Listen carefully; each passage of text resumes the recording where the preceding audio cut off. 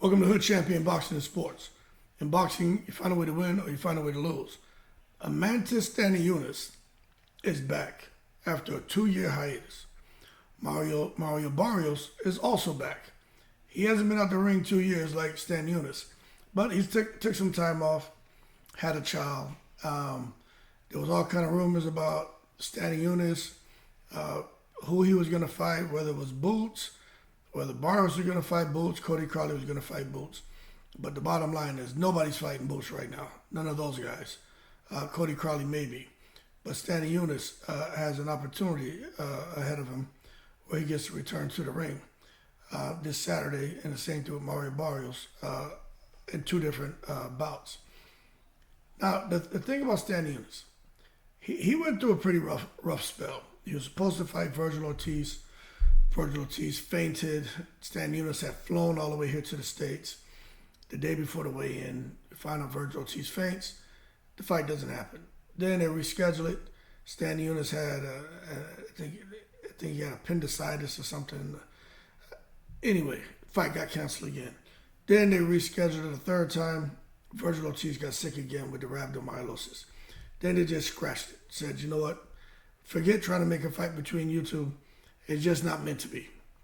So Amantis Stanionis actually went into a little bit of depression because he lost 2 years of his prime. He's 27 now.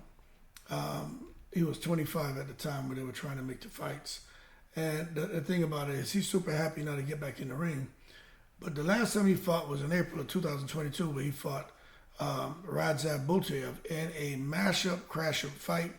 If you haven't seen it and you got some time, especially on the weekend, go to YouTube and pull up that full fight.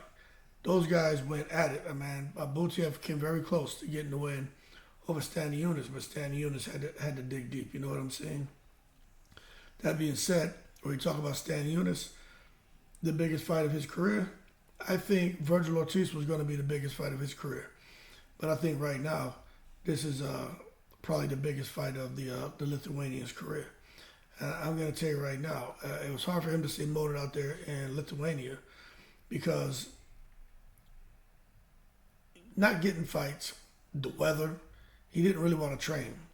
But it looks like his fiance kept him motivated. Now, the thing is, he's fighting a guy named, what's this dude's name, man? Maestre or something like that? See if I have it here. Right? Okay, so he's fighting a guy whose last name is Maestre. I'm trying to see if I can find his first name on here. Gabriel Maestre. That's who he's fighting, Gabriel Maestre. Now, I'm going to tell you what's interesting about this fight. It's Stanionis and Maestre. They actually met as amateurs in 2015. Stanionis ended up getting the victory, but it was a competitive fight. Some people feel that Maestre could be too much for Stanionis, seeing that Stanionis has been out the ring for a couple of years. And of course, when fighters out the ring, you start talking about ring rust and worrying about just how they're going to perform, how their footwork's going to be, their timing, and overall ability to actually get a win in a tough fight. But he says, he only has one goal, that's winning, not ending up, dealing with layoffs again, and he wants the big fights. But if he's not successful on March 4th, then of course everything's out the window. Then when you come and you start talking, well, first let me show you something about Stanionis here. Did I pull it up? No. But anyway, we can talk about old Mario Barrios. Mario Barrios, man, he is in a very interesting fight. Now, Mario Barrios is fighting on undercard. I don't know who's going first, if Barrios fights first or Stanionis. I would think Stanionis, since Mario Barrios has a WBC strap. But this is what makes it interesting. Barrios is returning to fight against Marco Maidana's brother, Fabian Maidana. And Mario Barrios has a lot on his plate, has a daughter now. So you could say he's fighting for something different. But the bottom line is that takes a lot of your time and attention, and it can be hard to focus, especially with a newborn when you're at the gym and you gotta, spend a lot of time away from that. That's tough. But old El Azteca is looking to make a statement when he gets in the ring with Fabian Maidana. Now, for those of you who's like, man, well, who the hell is Fabian Maidana? Well, I'm going to show you who he is, right? You already know he's Marcos Maidana's brother. But this is Fabian Maidana. 22 wins, 16 KOs. He has 2 losses. He stands 5'9" with a 72-inch reach. Barrios is just a little bit taller, but they're pretty evenly matched. For Fabian Maidana, something I think you guys would find interesting is when you look over here, you can see that Fabian Maidana has been, for the most part, keeping busy. He fought in 2021 in December, then fought a year later in 2022, fought about 3-4 months later in 2023, 6 months later in 2023. Then he fought 2 months later in 2023. Now he has a big fight. All those previous fights were taking place in Argentina, where he's from.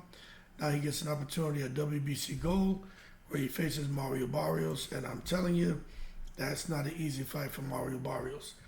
A lot of people have pegged Mario Barrios to win, but I'm telling you, it's just not an easy fight. Fabian Maidana can fight, and he's not coming in there to lose.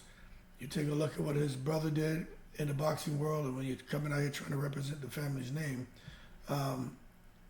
it could end up having, your back against the wall, like Fabian Maidana. And it's knowing the world that he's going to allow himself to lose everything that he can possibly gain. I know some people say, well, look, he has nothing to lose. No, he has a lot to lose. What he has to lose is what he has to gain. And what Barrios has to gain is what he has to lose.